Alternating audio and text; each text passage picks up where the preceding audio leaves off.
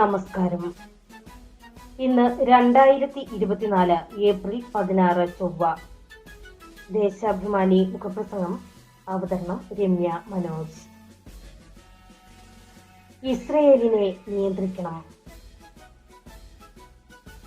ഇസ്രയേലിന്റെ നിരന്തര പ്രകോപനങ്ങൾക്കൊടുവിൽ ചരിത്രത്തിൽ ആദ്യമായി ഇറാൻ അവിടേക്ക് പ്രത്യാക്രമണം നടത്തിയിരിക്കുന്നു. ശനി രാത്രിയും ഞായർ പുലർച്ചെയുമായി 300ഓളം ഡ്രോണുകളും ബാലിസ്റ്റിക് മിസൈലുകളും ഇറാൻ ഇസ്രയേലിലേക്ക് തൊടുത്തതായാണ് കണക്ക്. അതിന് മണിക്കൂറുകൾക്ക് മുമ്പ് ഇസ്രയേൽ ബന്ധമുള്ള ചരക്ക് കപ്പൽ ഹോർമുസ് കടലിടുക്കിൽ ഇറാൻ പിടിച്ചെടുത്തിരുന്നു.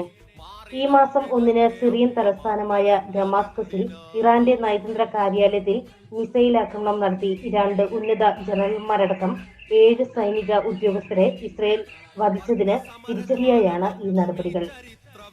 പ്രത്യാക്രമണം നടത്തിയപ്പോഴും ഇസ്രയേലിൽ ആൾനാശമോ കാര്യമായ മറ്റ് നാശങ്ങളോ ഇറാന്റെ ലക്ഷ്യമായിരുന്നില്ല എന്നാണ് സൂചന.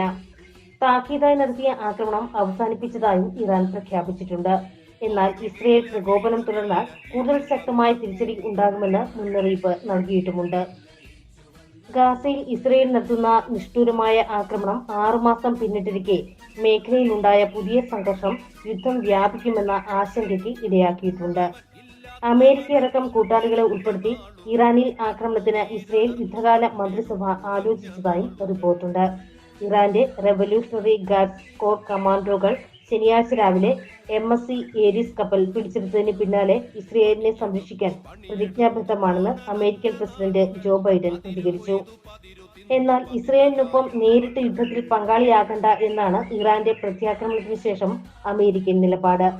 സൗദി അറേബ്യ, ഈജിപ്ത് തുടങ്ങിയ മേഖലയിലെ അറബ് സുഹൃത്ത് രാഷ്ട്രങ്ങളുമായുള്ള ചർച്ചയ്ക്ക് ശേഷമാണ് അമേരിക്ക മുഖം രക്ഷിക്കാൻ നിലപാട് മയപ്പെടുത്തിയത്. അപ്പോഴും ഇസ്രയേലിന് ആയുധ സഹായമടക്കം അമേരിക്കൻ സഖ്യരാഷ്ട്രങ്ങളിൽ നിന്നുണ്ടാകുമെന്നുറപ്പ്. സമാധാനത്തെക്കുറിച്ച് എന്നും വാചകമടിക്കുന്ന പല യൂറോപ്യൻ രാജ്യങ്ങളും ഇറാനെതിരെ തങ്ങളുടെ ഉപരോധം ശക്തമാക്കുന്നതടക്കം നടപടികളും നയതന്ത്ര നീക്കങ്ങളും ഉണ്ടാകുമെന്ന് സൂചിപ്പിച്ചിട്ടുണ്ട്. കഴിഞ്ഞ ഒക്ടോബർ 7 ഇസ്രയേൽ ഗാസയിൽ കടന്നാക്രമണം ആരംഭിച്ചതു മുതൽ സംഘർഷം വ്യാപിപ്പിക്കാൻ ജൂതവംശീയ രാഷ്ട്രം പല നീക്കങ്ങളും നടത്തിയിട്ടുണ്ട്. ഇറാനെ പ്രകോപിപ്പിക്കാൻ പലവട്ടം ലെബനനിലും സിറിയയിലും ഇറാഖിലും ആക്രമണം നടത്തി. ഗാസയിൽ റംസാൻ വേളയിലെങ്കിലും വെടിനിർത്തൽ വേണമെന്ന താൽപര്യത്തിൽ മാർച്ച് 25 UN രക്ഷാസമിതി വൻ ഭൂരിപക്ഷത്തോടെ പ്രമേയം പാസാക്കിയിട്ടും ആക്രമണം ശക്തമാക്കുകയാണ് ഇസ്രയേൽ ചെയ്തത്. UN-ൽ ഇസ്രയേലിനെതിരെ വരുന്ന പ്രമേയങ്ങൾ പതിവായി വീറ്റോ ചെയ്യാനുള്ള അമേരിക്ക വോട്ടിംഗിൽ നിന്ന് വിട്ടുനിന്ന പ്രമേയം പാസാക്കാൻ അനുവദിച്ചിട്ട് പോലും ഇസ്രയേലി ക്രൂരതയ്ക്ക് കുറവുണ്ടായില്ല. ആശുപത്രികളും അഭയാർത്ഥി കേന്ദ്രങ്ങളും അടക്കം തകർത്ത് കൂട്ടക്കൊലകൾ തുടർന്നു.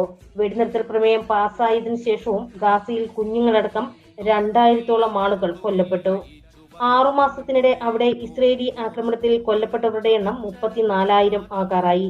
ഗാസയിൽ മുഴുവൻ മനുഷ്യരെയും കൊന്നൊടുക്കിയാലും ഒക്ടോബർ 7 ഹമാസിൽ നിന്നുണ്ടായ തിരിച്ചടിയും അപമാനം അണുവായുധ ശക്തിയായി ഇസ്രയേലിനെ വിട്ടുപോകില്ല.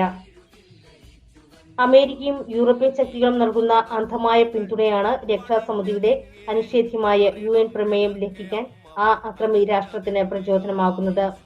ഇറാനെതിരെ നയതന്ത്ര ഉപരോധ നീക്കങ്ങളിലൂടെ ഇസ്രയേലിനെ പ്രോത്സാഹിപ്പിക്കുകയാണ് പാശ്ചാത്യ രാഷ്ട്രങ്ങൾ.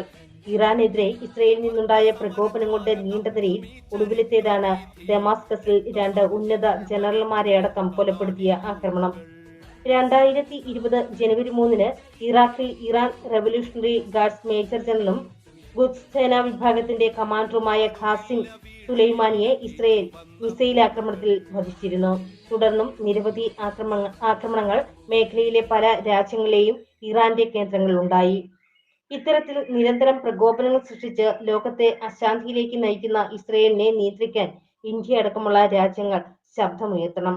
പിടിച്ചെടുത്ത കപ്പലിലുള്ള മലയാളികളടക്കം 17 ഇന്ത്യക്കാരെ സന്ദർശിക്കാൻ എംബസി ഉദ്യോഗസ്ഥരെ ഇറാൻ അനുവദിച്ചിട്ടുണ്ട്. കപ്പലിലുള്ളവരെ വേഗം നാട്ടിലെത്തിക്കാൻ കേന്ദ്ര സർക്കാർ ശ്രദ്ധിക്കണം. ദേശാഭിമാനി മുഖപ്രസംഗം ഇവിടെ പൂർണ്ണമാകുന്നു. നന്ദി, നമസ്കാരം.